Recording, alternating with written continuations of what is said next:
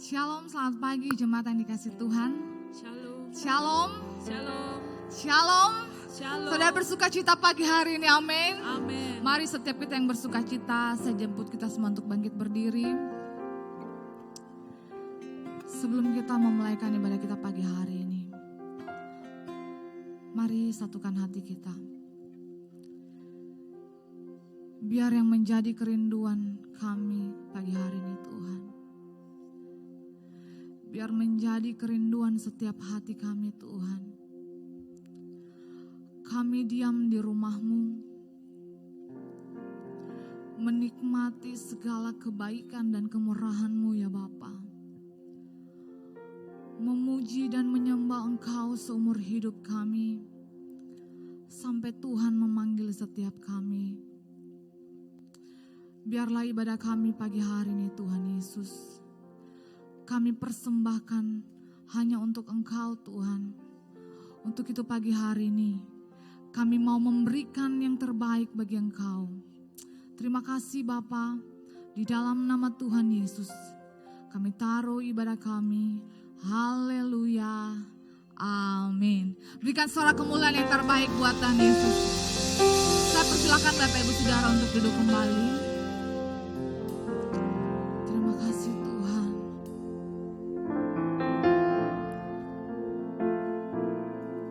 Pagi hari ini Bapa, kami mau bernyanyi dan bermazmur bagi nama-Mu Tuhan.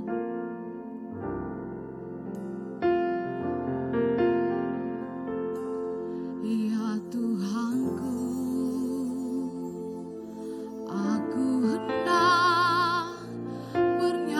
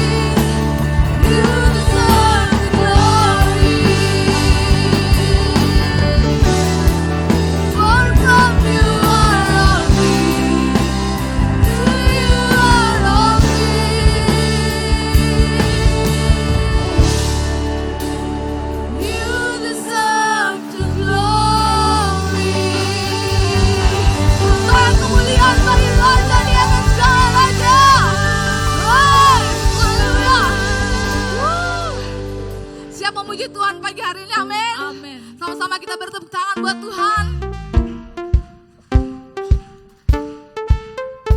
Kasih yang begitu besar, lebih kuat dari dosa. Kasih yang menemukanku, selamatkan dan pulihkanku. Ku naikkan syukurku, ku tak akan berhenti memuji, meninggikan namamu selalu, menari, memuliakanmu. Dibebaskan, dibangkitkan, hidup yang kau beri, dan ini hanya untukmu. Hey!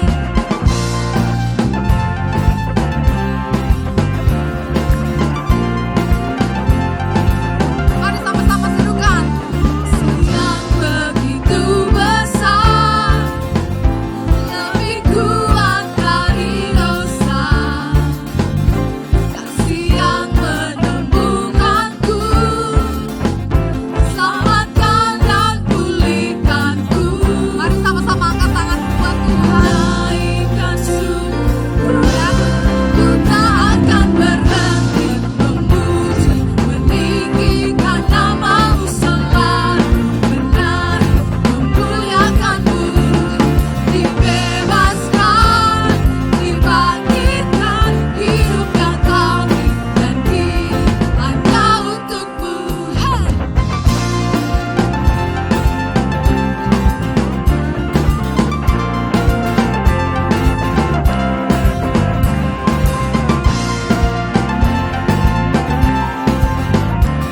Mari sama-sama kita menaikkan syukur kita buat Tuhan.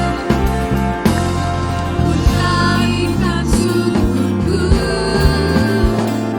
menaikkan syukurku.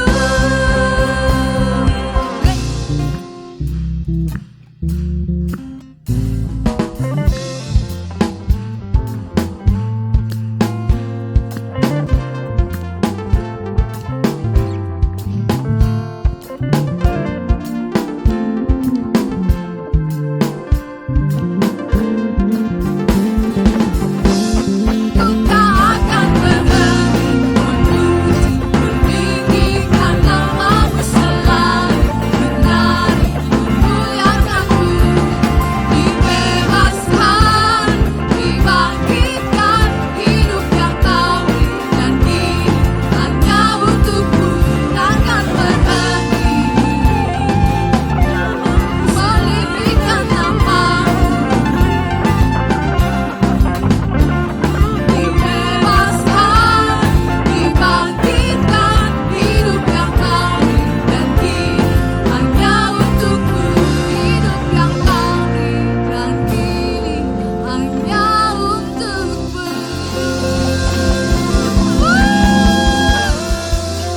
Hey!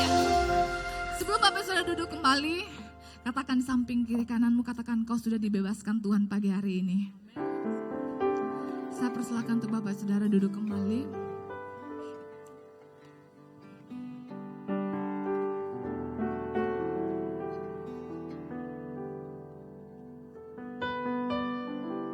Terima kasih Tuhan.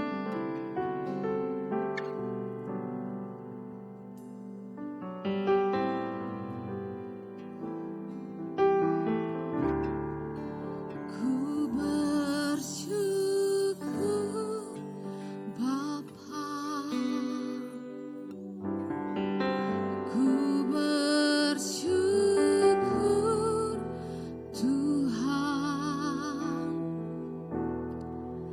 buat kasih setiamu di dalam hidupku. Ku bersyukur,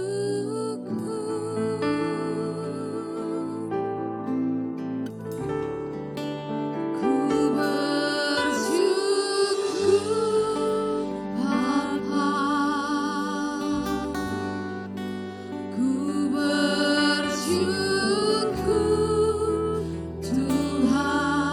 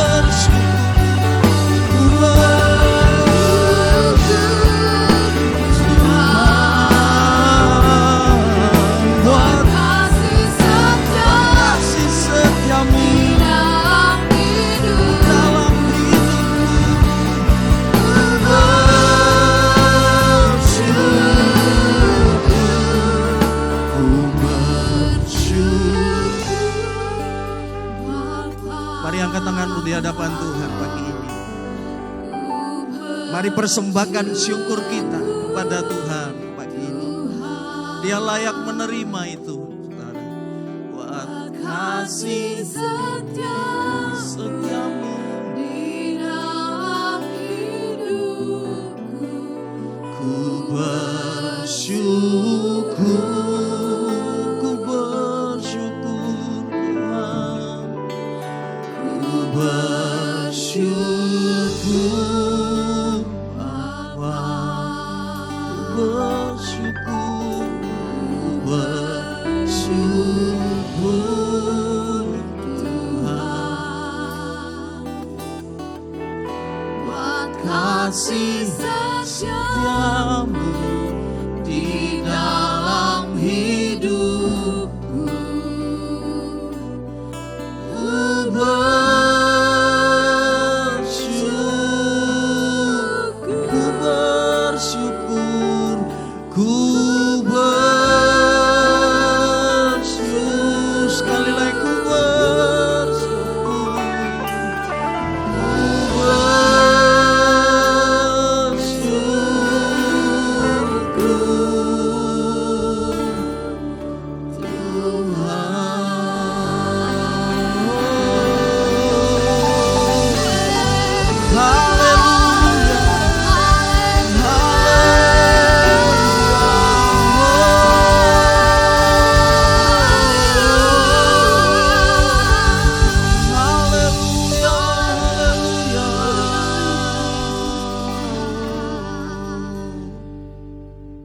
Tidak ada yang kebetulan di hadapanmu Tuhan. Semua ada di dalam rencanamu. Semua ada di dalam kontrolnya Tuhan. Kalau kami boleh ada pagi hari ini, kami percaya itu karena Tuhan di dalam setiap kehidupan kami. Dan setiap kebenaran-Mu yang keluar dari mulut hamba-Mu, hamba percaya itu berasal daripada Engkau. Kuasai hamba-Mu Tuhan, sehingga isi hati-Mu disampaikan pada pagi hari ini. Dan setiap pekerjaan iblis, kuasa-kuasa kegelapan mencoba mengalihkan fokus pikiran kami pada firman-Mu. Kami mau ikat, patahkan, hancurkan, tolak di dalam nama Yesus. Kuasai ruangan ini dengan hadirat-Mu. Kuasai kami semua dengan Roh Kudus-Mu. Kami butuh Roh Kudus-Mu Tuhan. Karena kami tahu Tuhan, ibadah ini akan menjadi sia-sia Tuhan, jikalau Engkau tidak hadir di tengah-tengahnya. Oleh sebab itu kami sepakat meminta, hadirlah di tengah-tengah kami. Lawat kami Tuhan, lingkupi kami dengan hadirat-Mu pada pagi hari ini. Sehingga kami pulang tidak sama ketika kami datang Tuhan. Ada sesuatu yang luar biasa yang Tuhan tanamkan di dalam setiap kehidupan kami. Biarlah pujian, penyembahan kami menyentuh hati-Mu, menyenangkan hati-Mu, sebab itulah yang menjadi tujuan kami datang ke tempat ini, hanya untuk menyenangkan hati-Mu. Jauhkan hamba-Mu untuk mencuri kemuliaan-Mu, sebab kemuliaan itu hanya bagi nama-Mu ya Tuhan. Terima kasih Bapa. Kami siap untuk mendengarkan firman-Mu di dalam nama Tuhan Yesus Kristus. Semua yang percaya sama-sama katakan amin. Tepuk tangan bagi Tuhan kita. Puji Tuhan, silakan duduk kembali Bapak Ibu Saudara. Shalom. Sekali lagi shalom. Gimana kabar Bapak Ibu? Dahsyat. Luar biasa, puji Tuhan. Saya percaya itu karena hadiratnya selalu menyegarkan kita. Amin. Hadiratnya selalu memberikan kita suatu semangat. Ya, suatu gairah untuk kita selalu mau dekat dengan Tuhan. Dan saya percaya bahwa setiap orang, setiap anak Tuhan yang pernah mengalami hadirat Tuhan, yang pernah mengalami perjumpaan pribadi dengan Tuhan, dia akan berkata seperti sang pemazmur, lebih baik 1 hari di pelataran-Mu daripada 1000 hari di tempat lain. Dan saya percaya itu adalah peristiwa yang tidak akan pernah kita bisa lupakan dalam hidup kita. Dan kita mau berkata kepada Tuhan, Tuhan saya mau tinggal di dalam itu Tuhan. Saya tidak mau keluar dari hadirat itu. Kenapa? Karena di luar daripada hadirat Tuhan, kita cuma menemukan yang namanya kekosongan, saudara. Kita cuma menemukan yang namanya kekeringan.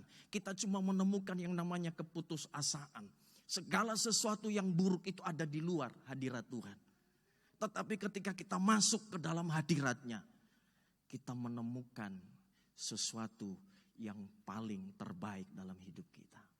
Bapak Ibu Saudaraku, puji Tuhan, saya senang bisa melayani kembali di tempat ini dan sesuai saya mau pakai jadwal tema daripada GPT Petra Indonesia Acceleration of Winning, atau saudara yang dikasih Tuhan, percepatan kemenangan, saudaraku. Nah, saya percaya bahwa kalau kita berbicara tentang kemenangan, saya percaya semua orang Kristen sudah tahu bahwa Tuhan menjamin setiap kemenangan kita. Tidak dikatakan insya Allah kau menang. Tidak seperti itu. Oh, mudah-mudahan kamu jadi orang Kristen yang menang. Tidak seperti itu. Bahkan Alkitab mencatat bukan hanya sekedar menang, tetapi kita mengalami yang namanya lebih daripada pemenang. Amin. Nah, Bapak Ibu Saudara, melandasi renungan kita, mari kita buka di dalam Roma pasal yang ke-8. Roma yang pasal yang ke-8.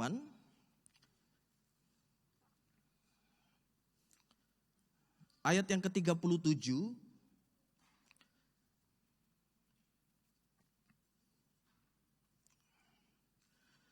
Roma pasal yang ke-8, ayat yang ke-37. Di situ berbunyi demikian. Ayat 37. Tetapi dalam semuanya itu kita lebih daripada orang-orang yang menang oleh Dia yang mengasihi kita. 38. Sebab aku yakin bahwa baik maut maupun hidup, baik malaikat-malaikat maupun pemerintah-pemerintah, baik yang ada sekarang maupun yang akan datang, 39, atau kuasa-kuasa, baik yang ada di atas maupun yang ada di bawah, ataupun sesuatu makhluk yang lain, tidak akan dapat memisahkan kita dari kasih Allah yang ada di dalam Kristus Yesus Tuhan kita. Jadi kita bukan hanya sekedar orang yang menang, tetapi lebih daripada. Yang menjadi pertanyaan, kenapa harus ada kata lebihnya? Kenapa tidak cukup menang saja Tuhan? Itu kan sudah wah bagi kita. Tetapi Alkitab tidak salah. Alkitab tidak pernah salah dalam mencatat segala sesuatu. Alkitab iya dan amin. Firman Tuhan itu iya dan amin. Pasti ada maksudnya. Pasti ada tujuannya. Kenapa Tuhan menaruh kata lebih di depannya? Ada maknanya, saudaraku yang dikasihi Tuhan. Tidak sembarangan Tuhan menaruh itu. Ada maksud dan tujuannya, Bapak Ibu Saudara. Nah,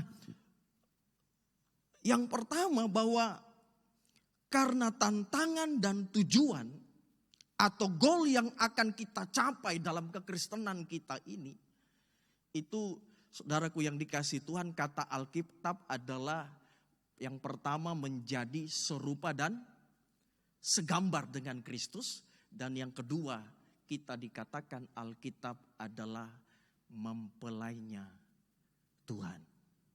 Ini tidak bisa ditawar-tawar Bapak Ibu Saudaraku. Bahwa tujuan kita adalah menjadi serupa dan segambar dengan Kristus. Sorga itu adalah bonusnya yang Tuhan kasih dalam kehidupan kita. Kalau kita makan, saya percaya tujuannya bukan kenyang. Tapi kita makan supaya kita sehat. Akibatnya apa? Kita menjadi kenyang. Jadi tujuannya ya di dalam kehidupan kita, saudaraku yang dikasihi Tuhan, itu Bapak Ibu Saudara, kita menjadi serupa. Dan saya percaya bahwa ini bukan sesuatu yang gampang, saudaraku yang dikasihi Tuhan. Ini bukan sesuatu yang mudah. Kalau kita menjadi serupa dan segambar dengan Kristus, bahkan Alkitab katakan kita menjadi mempelainya Tuhan. Artinya bahwa kehidupan kekristenan kita bukan lagi berdasarkan apa yang kita mau. Saya percaya bahwa saudara pilih pasangan hidup adalah pasangan yang sesuai dengan kategori saudara. Oh, saya maunya yang seperti ini dan sebagainya. Kalau ada orang bilang saya mau menikah, tapi menikah dengan sembarangan sajalah. Yang penting dia perempuan. Ini orang harus ada kategorinya dong. Yang bagaimana? Demikian juga mempelainya Tuhan. Tuhan sayang kepada kita, Tuhan cinta kepada kita, tetapi yang perlu kita tahu bahwa Tuhan juga punya kategori bagaimana seorang mempelai itu. Bagaimana menjadi serupa dan segambar dengan Tuhan itu. Makanya proses yang saudara dan saya alami. Mari kita baca di ayat yang ke-28 ya. Di dalam Roma tadi. Roma 8 ayat yang ke-28, di situ dikatakan kita tahu sekarang bahwa Allah apa? Turut bekerja dalam segala sesuatu untuk mendatangkan kebaikan bagi mereka yang mengasihi Dia, yaitu bagi mereka yang terpanggil sesuai dengan rencana Allah. Nah, terkadang orang-orang Kristen cuma sampai di sini aja. Wah, Tuhan turut bekerja dalam segala hal, titik. Sehingga kita kadang-kadang diberikan sesuatu yang setengah kebenaran yang saya mau bilang. Ini setengah kebenaran. Sehingga kita berkata, oh Tuhan turut bekerja dalam segala hal. Kita mengklaim ayat ini, tetapi kita tidak tahu tujuan ayat ini apa. Sehingga banyak orang Kristen kecewa kepada Tuhan. Loh, katanya Tuhan turut bekerja dalam segala hal, tetapi kok saya tidak mengalami ini. Nah, kita lihat lagi ayat selanjutnya apa yang dikatakan. Bahwa bagi orang yang mengasihi Dia. Dan ayat yang ke-29 katakan gini. Sebab semua orang yang dipilihnya dari semula. Saudara sudah menjadi umat pilihan Tuhan gak saudara? Ataukah saudara hari-hari bukan memang saudara mulut saudara bilang saya umat pilihan Tuhan. Tapi kelakuan saudara bukan orang-orang pilihan saudara. Nah, dikatakan bahwa mereka juga ditentukannya dari semula untuk menjadi apa? Serupa dengan gambaran anaknya, supaya anaknya itu menjadi yang sulung di antara banyak saudara. Jadi sangat jelas Alkitab memberitahukan kepada kita bahwa tujuannya kita, makanya Dia mendidik kita itu, saya percaya bahwa memang didikan Tuhan itu agak sedikit keras dalam hidup kita. Dan gereja harus mengerti ini. Tetapi saya bersuka cita kalau saya dididik Tuhan. Karena Alkitab berkata, orang yang dididik dan dihajar Tuhan adalah orang yang disayang oleh Tuhan. Kita selalu berkata, saya disayang Tuhan, saya dicinta Tuhan, saya dikasihi Tuhan. Memang betul, tetapi bersediakah engkau Tuhan didik? Bersediakah engkau Tuhan hajar di dalam hidupmu? Tentang bagaimana untuk hidup di dalam kebenaran. Untuk tetap terus setia di dalam kebenaran itu. Apakah kita hari-hari ini sudah berkata, aduh saya sudah tidak mampu lagi untuk menjalani kehidupan yang seperti apa yang Tuhan mau. Tuhan menjanjikan kepada kita bahwa Dia turut bekerja dalam segala hal. Asal tujuannya apa? Itu membentuk, mendidik kita menjadi serupa dan segambar dengan Tuhan. Nah, kalau saya ngomong ini dengan orang-orang yang tidak suka dengan didikan, dia tidak suka. Wah, mana mungkin kita ini bisa menjadi seperti Tuhan? Bagaimana mungkin itu seperti itu? Ini pendeta salah khotbah ini. Ini mungkin ada kesalahan ini. Makanya banyak orang Kristen tidak mau menjadi serupa. Kenapa? Tidak mungkin. Mustahil. Tapi jelas Alkitab memberitahukan kepada kita bahwa kalau saudara baca di dalam Roma, ini Roma 8 ini lengkap ya, sangat lengkap. Coba baca ayat 36. Dikatakan gini. Seperti ada tertulis, oleh karena engkau kami, perhatikan, ada dalam bahaya maut sepanjang hari.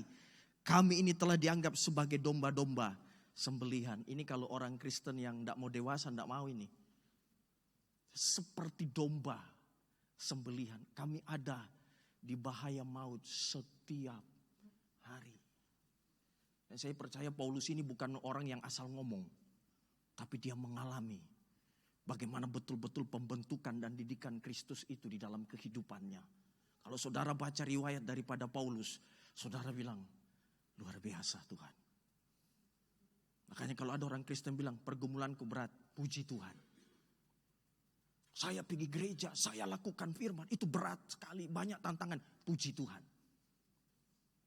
Karena gereja harus siap dididik oleh Tuhan. Gereja harus siap dihajar oleh Tuhan. Karena kita dihajar, dididik bukan indah di mata manusia, tapi indah di mata Tuhan. Kita cari itu, saudara. Apa gunanya kita ini di mata manusia kita disegani, dihormati, dihargai.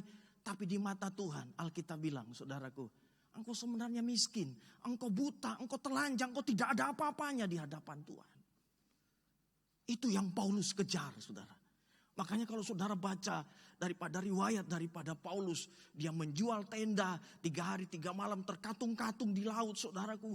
Begitu beratnya perjuangan dia melayani Tuhan.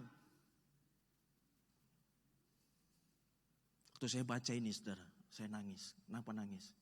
Saya kadang-kadang memandang enteng pelayanan Tuhan. Bahkan tidak sedikit kan orang tidak mau jadi hamba Tuhan. Jangan jadi hamba Tuhan, nanti begini, nanti begitu.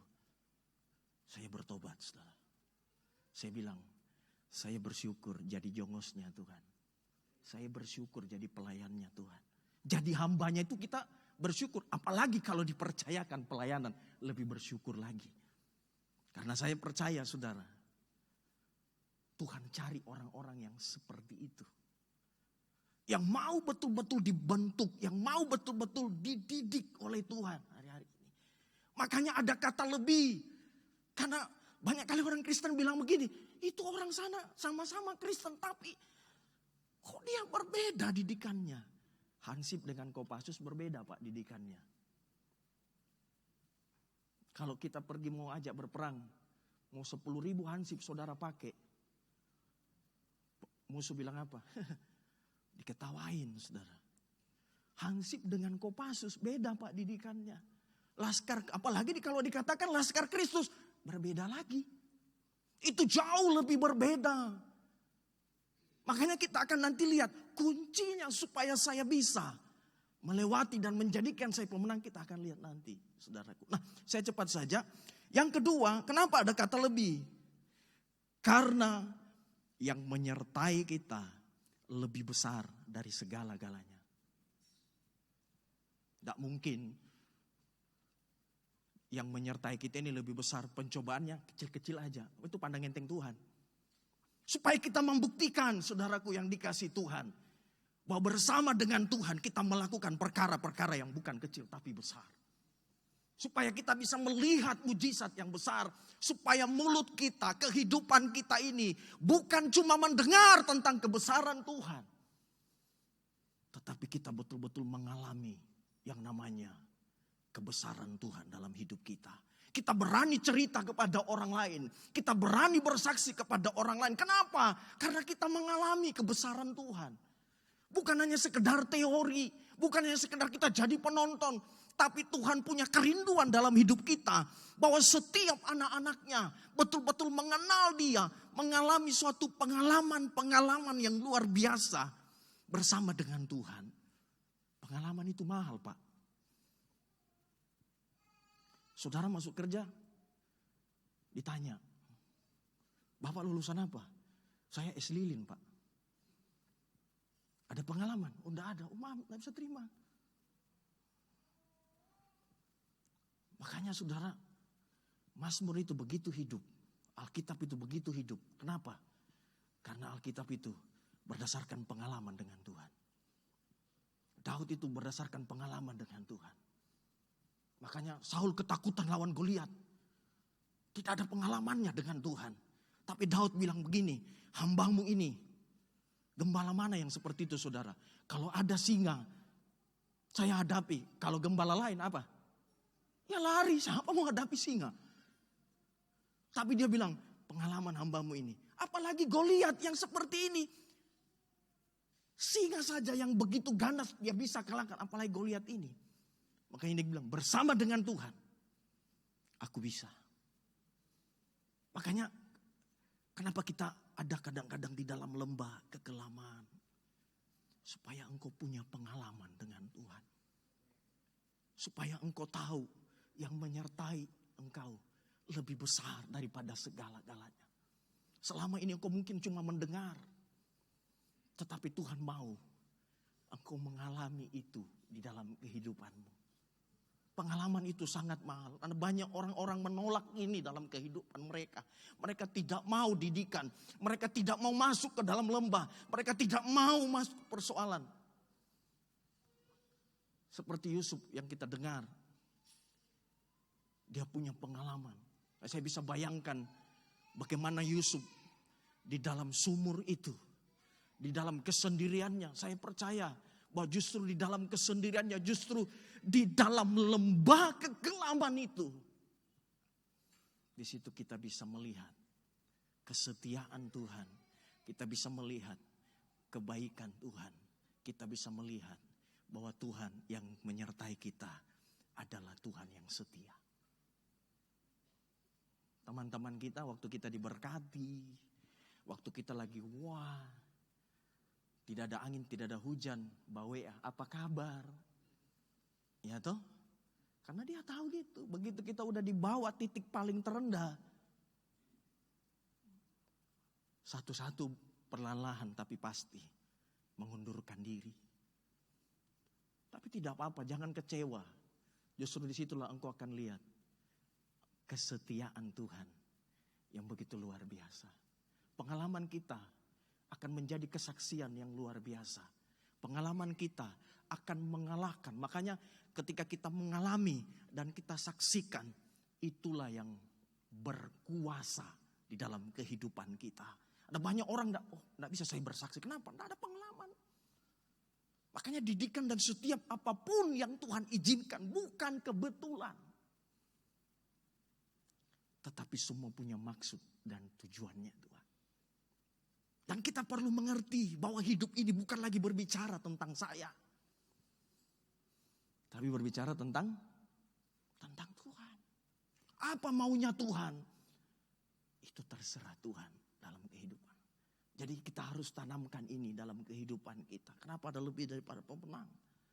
Karena yang menyertai kita lebih daripada segala-galanya. Mungkin kalau saudara berkata bahwa apa jaminan Tuhan bahwa Tuhan selalu menyertai kita. Nah kalau kita baca dalam ayat yang ke 29 tadi, coba kita baca. Dikatakan di situ, sebab semua orang yang dipilihnya dari semula, mereka juga ditentukannya dari semula untuk menjadi serupa dengan gambaran anaknya, supaya ia anaknya itu menjadi yang sulung di antara banyak saudara. 30, ya, dan mereka yang ditentukannya dari semula mereka juga dipanggilnya, dan mereka yang dipanggilnya mereka itu juga dibenarkannya, dan mereka yang dibenarkannya mereka itu juga dimuliakannya. 31. Sebab itu perhatikan, apakah yang akan kita katakan tentang semuanya itu? Jika Allah di pihak kita, siapakah apa yang melawan kita? Jadi Bapak Ibu Saudaraku yang dikasih Tuhan, bahwa betul-betul Tuhan menjamin kepada kita ketika kita mengambil keputusan, ya Tuhan ini semuanya berbicara tentang Engkau. Ya Tuhan saya siap dididik, saya siap dihajar oleh Tuhan.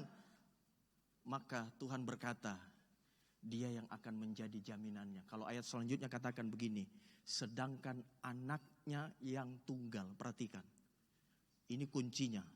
Sedangkan anaknya yang tunggal, Dia berikan kepada kita.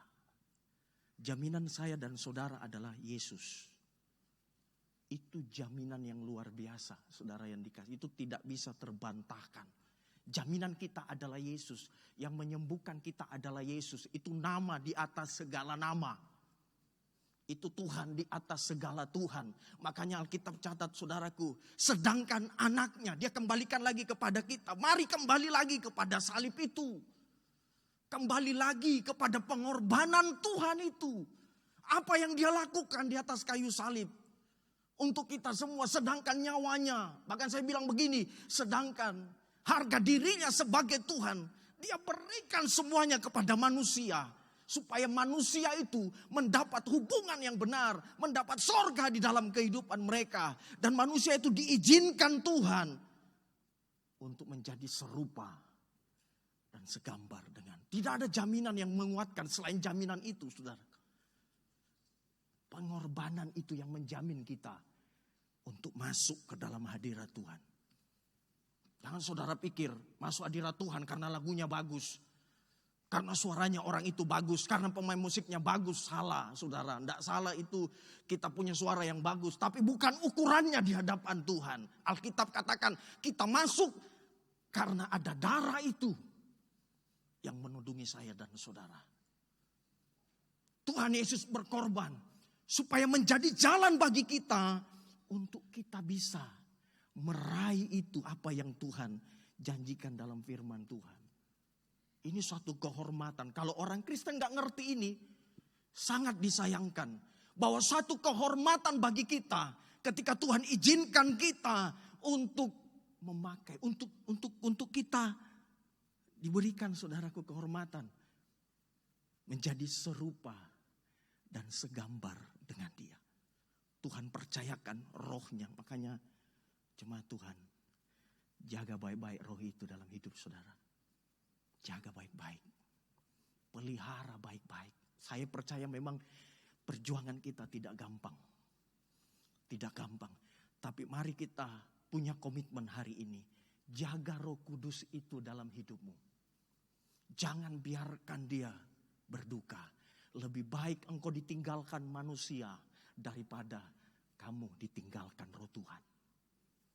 Ini adalah satu komitmen. Ini adalah harga mati bagi kita orang Kristen. Makanya Daud berkata, jangan ambil rohmu daripadaku. Lebih baik hari ini engkau mungkin rugi. Uang, banyak Pak. Saya percaya lebih banyak kasih Tuhan. Lebih banyak berkat Tuhan yang kau alami. Daripada engkau harus mendukacitakan dia. Daripada engkau menyakiti hati Tuhan. Mungkin pendeta tidak tahu. Tapi dia tahu saudara. Dia tahu segala-galanya. Kita bisa sembunyikan itu di hadapan manusia. Tapi kita tidak bisa sembunyikan itu di hadapan Tuhan. Tugas kita, tanggung jawab kita. Kalau Tuhan sudah kasih rohnya, dia taruh dalam hidup kita. Apa tugas kita, tanggung jawab kita. Kita jaga itu. Sekalipun nyawa kita jadi taruhannya. Karena itu adalah sesuatu yang berharga, saudaraku. Itu sesuatu yang berharga. Jadikan itu, jadikan Roh Kudus harta yang paling berharga di dalam hidupmu. Kalau ini yang menjadi harta yang paling berharga, saya percaya bahwa engkau akan menjadi pribadi yang paling berbahagia dalam dunia ini. Karena dia ada di dalam hidupmu.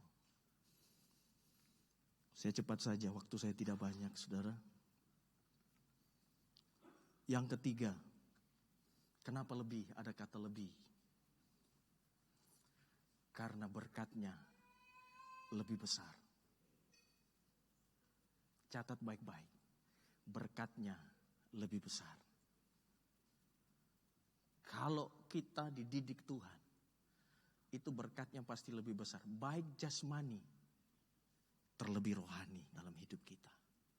Makanya Paulus bilang, saudaraku yang dikasihi Tuhan, bahwa ketika kita dipimpin oleh Roh Kudus, yang pertama engkau peroleh adalah, ini berkat yang tidak bisa dibeli di apotik. Yang pertama, engkau mengalami yang namanya hadirat Tuhan. Dimanapun engkau pergi, bukan ketika aja engkau menyembah, tapi dimanapun engkau berada, hadirat itu menyertai engkau.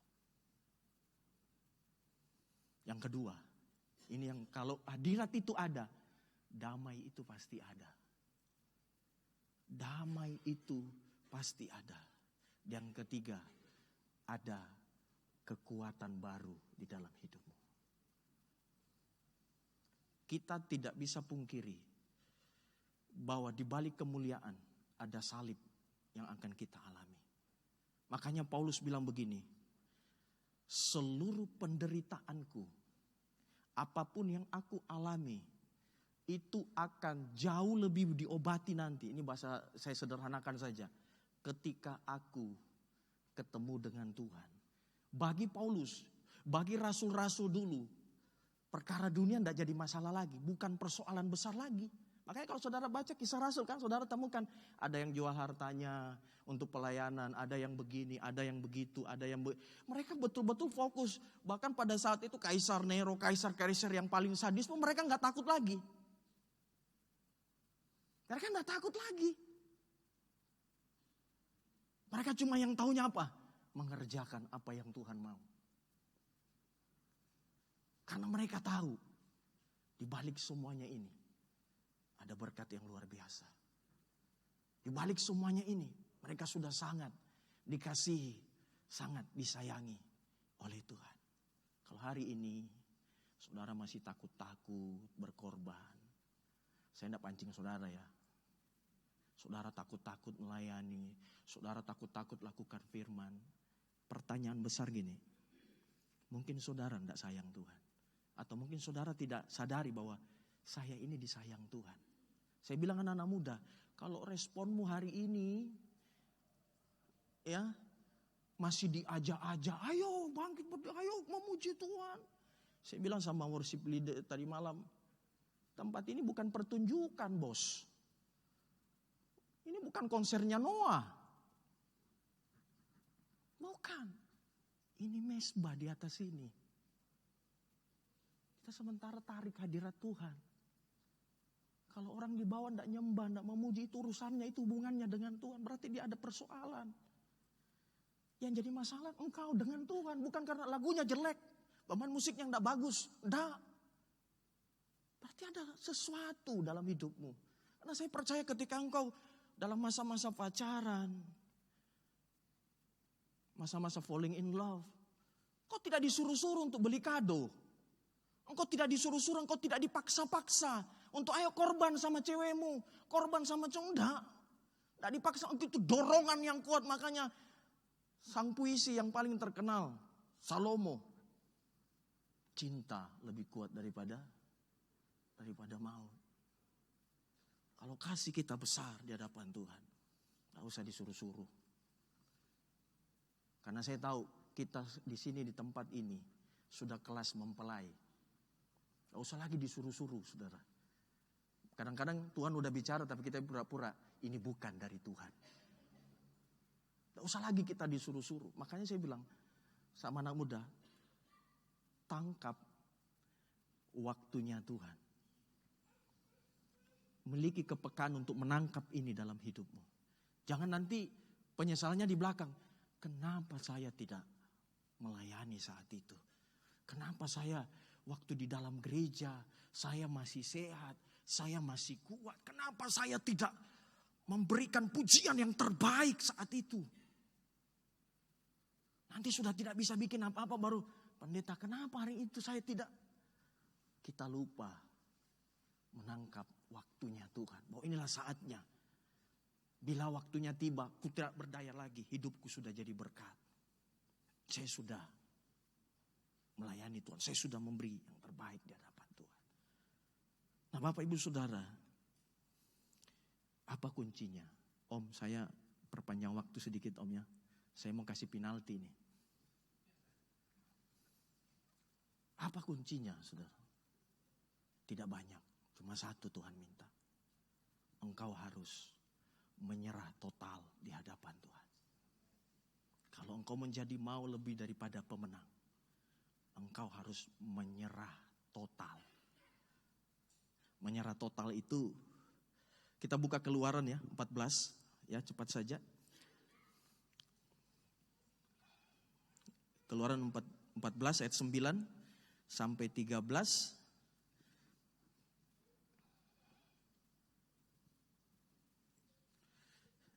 Adapun orang Mesir segala kuda dan kereta Firaun, orang-orang berkuda dan pasukannya mengejar mereka dan mencapai mereka pada waktu mereka berkemah di tepi laut dekat Pihahirot di depan Baal Zephon. Jadi catat ya, bahwa seluruh kuda-kudanya Mesir, seluruh pasukannya Mesir, dia kerahkan untuk mengejar bangsa Israel. Dan ketika mereka berkemah, mereka sudah melihat jumlah pasukan Mesir itu begitu banyak. Sehingga mereka berkata kepada Musa, Musa, bagaimana ini? Kita mau lari kemana lagi? Tidak ada jalan lain. Selain daripada apa? Menyerah total. Ada saatnya, ada waktunya gini. Semua orang tidak bisa nolong kamu. Tidak bisa nolong kamu. Karena Tuhan mau apa? Engkau menyerah total di hadapan Tuhan. Ini tidak bisa ditawar-tawar. Bahwa kita jadi orang Kristen harus menyerah total. Tidak ada ban serepnya, saudara. Seperti itu, tidak ada ban serepnya. Kita harus betul-betul andalkan Tuhan. Kita harus betul-betul menyerahkan hidup kita kepada Tuhan. Makanya dalam Roma pasal 8 ini, Paulus juga menekankan, makanya engkau harus hidup di dalam roh. Biarkan roh itu memimpin hidupmu, menguasai seluruh sisi hidupmu. Tidak ada satupun ruang yang kosong dalam hidupmu. Semuanya dikuasai. Mulai dari hatimu, mulai dari pikiran, perkataan. Semuanya harus dikuasai oleh Tuhan. Itu namanya penyerahan total. Ada banyak orang Kristen datang kepada Tuhan. Bukan karena dia menyerah total. Tapi karena dia putus asa sudah. Dia sudah takut. Tetapi dalam hati kecilnya sebenarnya dia katakan apa? Kalau Tuhan tidak tolong saya, masih ada si A yang nanti mungkin bisa tolong saya. Keadaan bangsa Israel saat itu sungguh sangat, saudaraku, ketakutan. Tapi itu tujuannya Tuhan. Supaya mereka tahu bahwa mereka harus betul-betul. Waktu mereka melawan Amalek, itu Musa naik ke atas gunung. Musa bilang kepada Yosua, kumpulkan orang-orang pilihan kita. Tapi kuncinya bukan kepada senjata yang mereka kenakan. Bukan strateginya Musa yang bagus. Tetapi kuncinya adalah yang di atas gunung itu, Musa. Ketika Musa mengangkat tangannya tanpa betul-betul menyerah, Tuhan kami menyerah. Kami tidak tahu lagi apa yang harus kami lakukan. Maka pada saat itu mereka menang. Tapi Alkitab katakan ketika tangan Musa itu mulai penat dan turun, mulai bangsa itu kalah lagi. Tapi begitu diangkat lagi tinggi-tinggi, makanya Yosua naik cepat-cepat ke atas. Kenapa? Kuncinya ada di atas. Kalau di atas kalah, kita semua akan kalah. Mereka topang. Dan betul, saudara. Mereka menang. Kuncinya tidak banyak. Menyerah total. Mungkin banyak orang bilang ini solusinya usahamu. Ini solusinya ini. Kalau yang di atas tidak berkehendak, tidak akan jadi apa-apa. Manusia punya banyak rencana. Amsal bilang, ya tapi yang jadi apa? Keputusan Tuhan. Itu yang jadi dalam hidup kita. Makanya, saudaraku, kita harus menyerah total. Ketika kita menyerah total, maka kita akan menjadi Kristen sekalipun. Seperti Habakuk bilang. Itu menyerah total. Dalam keadaan terpuruk, tidak bisa lakukan lagi apa-apa. Kita hanya cuma bisa taat dan setia kepada Tuhan. Yang menyerah total itu bukan berarti kita malas-malasan ya. Tunggulah waktunya, itu bukan begitu. Tapi kita tetap kerjakan apa yang Tuhan perintahkan. Kita tetap setia dalam melakukan firman Tuhan. Bahkan mungkin dalam keadaan terpuruk, engkau masih setia mengembalikan milik Tuhan. Bukan cuma waktu engkau diberkati luar biasa. Tetapi ketika engkau dalam terpuruk seperti janda Sarfat. Dalam keadaan kekurangan, tapi engkau masih tetap setia kepada Tuhan. Itu menunjukkan bahwa engkau menyerah di hadapan Tuhan, di dalam kehendaknya.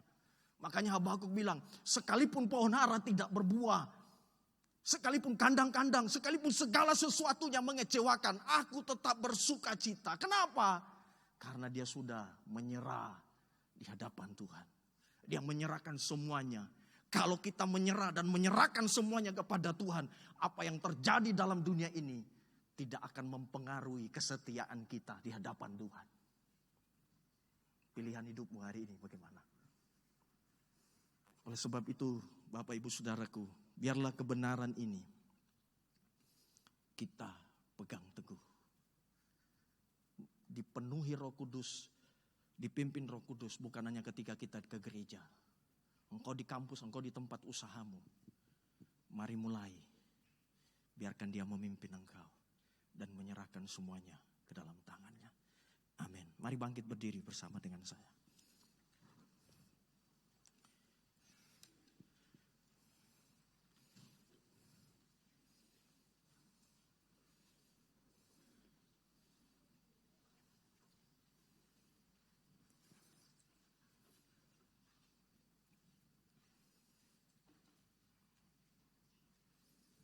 Terima kasih Tuhan. Terima kasih. Mari kita datang di hadapan Tuhan saat ini.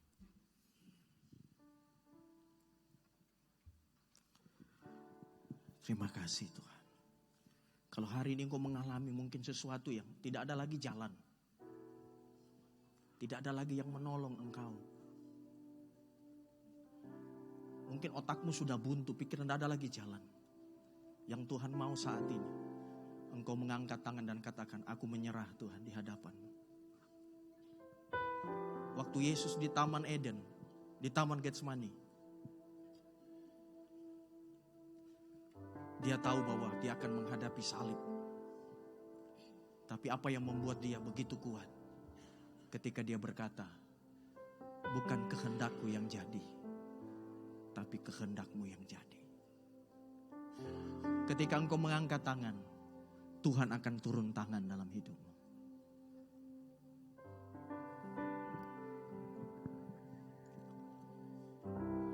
Bila ku angkat tanganku menyerah, Dia akan turun tangan membela, sebab Dia baik, sungguh baik, mujizatnya kan dinyatakan. Ku angkat tangan, Ku angkat tanganku menyerahkan semua beban hidupku padanya. ku angkat, Ku angkat tanganku menyerahkan. Ku tahu pasti Dia buka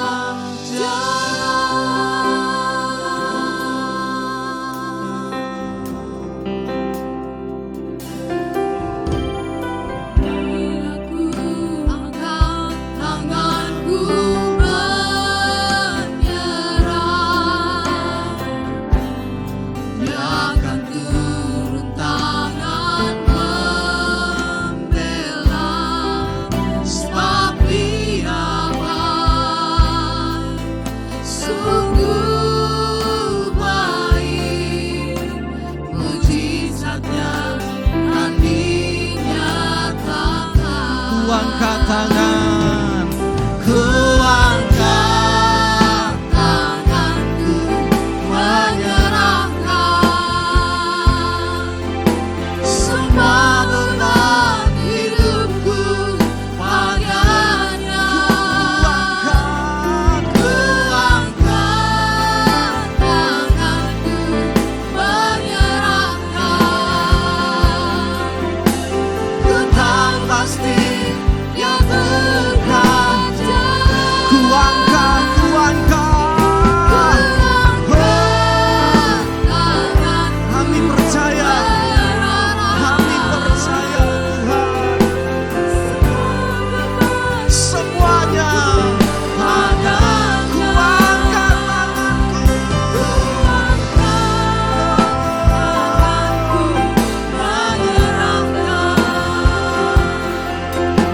ku tahu pasti.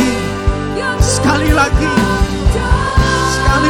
ku angkat. Mari angkat tanganmu.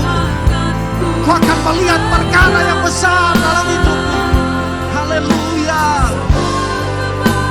Hidupku pada.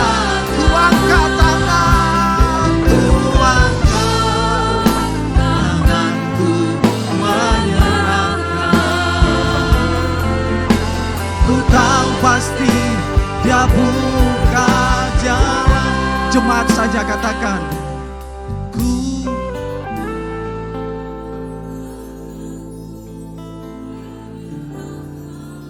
Amin Tuhan.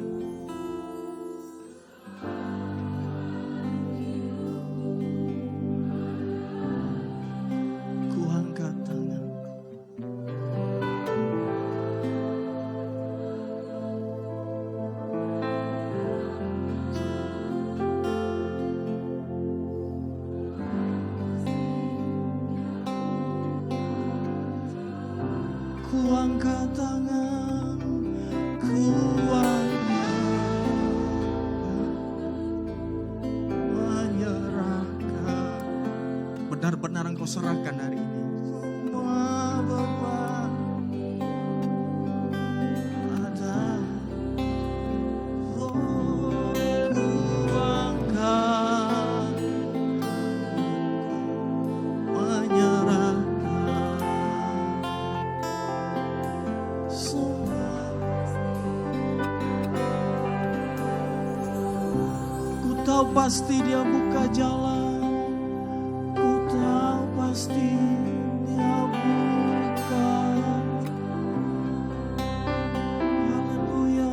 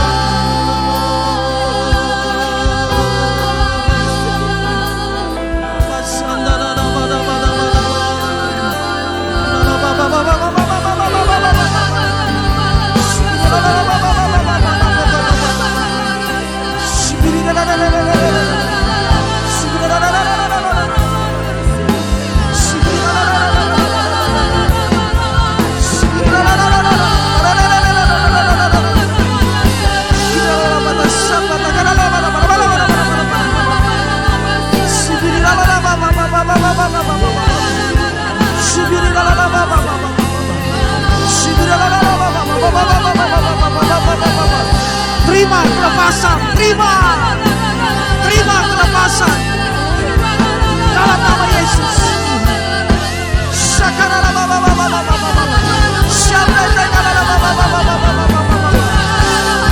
Bebaskan umatmu, bebaskan umatmu.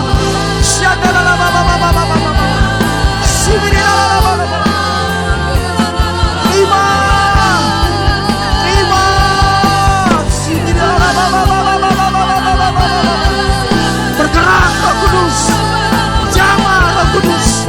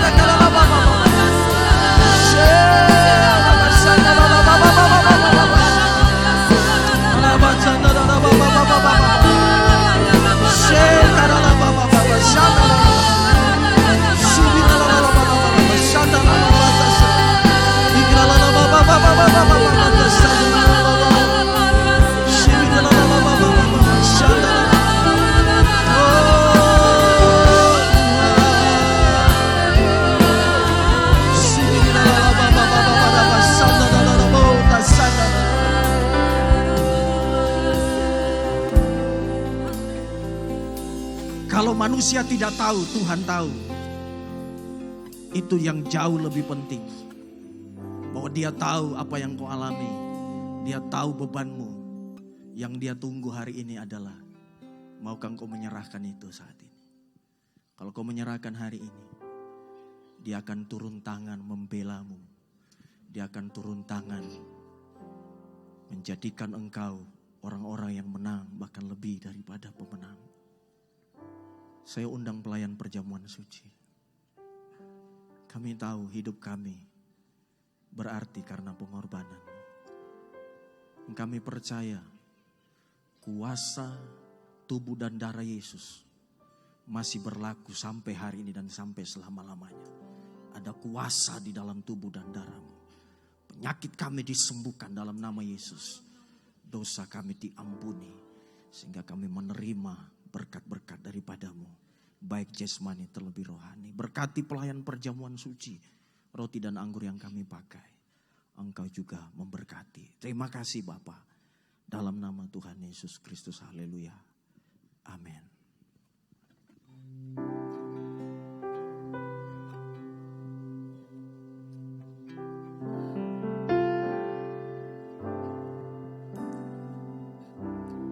Bila ku angkat tanganku menyerah,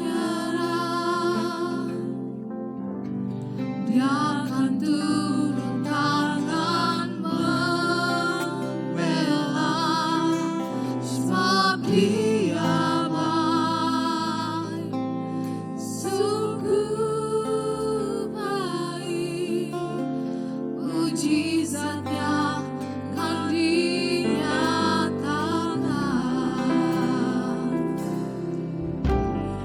Bila ku angkat tanganku menyerah,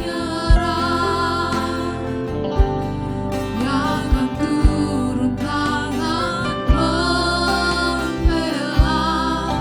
sebab Dia baik, sungguh baik, mujizat-Nya kan dinyatakan. Ku angkat tanganku menyerahkan semua beban hidupku padanya. Ku angkat tanganku menyerahkan. Ku tahu pasti Dia buka jalan. Ku angkat tangan, ku angkat tanganku menyerahkan semua beban hidupku padanya. Ku angkat tanganku menyerahkan. Ku tahu pasti Dia buka jalan. Yang sudah dapat, mari kita bangkit berdiri. Ku angkat tanganku menyerahkan semua beban hidupku padanya. Ku angkat tanganku menyerahkan. Ku tahu pasti Dia buka jalan.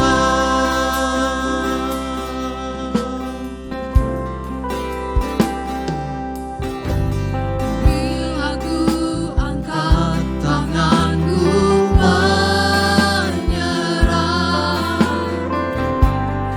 Dia akan turun tangan membela, sebab Dia baik, sungguh baik, mujizat-Nya kan dinyatakan. Ku angkat tanganku, ku angkat tanganku menyerahkan semua beban hidupku padanya. Ku angkat tanganku menyerahkan. Ku tahu pasti Dia buka jalan. Mari angkat roti itu lebih tinggi dari kepala saudara. Dengarkan kebenaran ini. Sebab apa yang telah kuteruskan kepadamu, telah aku terima dari Tuhan. Yaitu bahwa Tuhan Yesus pada malam waktu ia diserahkan mengambil roti. Sesudah itu ia mengucap syukur atasnya. Ia memecah-mecahkannya. Dan berkata, inilah tubuhku yang diserahkan bagi kamu. Perbuatlah ini menjadi peringatan akan aku. Bukankah roti yang kita pecah-pecahkan adalah persekutuan dengan tubuh Kristus? Amin. Kita mau makan dalam nama Tuhan Yesus. Mari angkat cawan itu. Demikian juga yang mengambil cawan sesudah makan lalu berkata, cawan ini adalah perjanjian baru yang dimateraikan oleh darahku. Perbuatan ini setiap kali kamu meminumnya menjadi peringatan akan aku. Bukankah cawan pengucapan syukur yang atasnya kita ucapkan syukur adalah persekutuan dengan darah Kristus? Amin. Kita mau minum dalam nama Tuhan. Terima kasih Tuhan. Mari angkat tangan saudara. Percayalah, penyakitmu sudah disembuhkan Tuhan dengan kuasa bilurnya yang ajaib. Dan dosa kita diampuni oleh Tuhan. Sehingga kita boleh memperoleh masuk ke dalam hadirat Tuhan.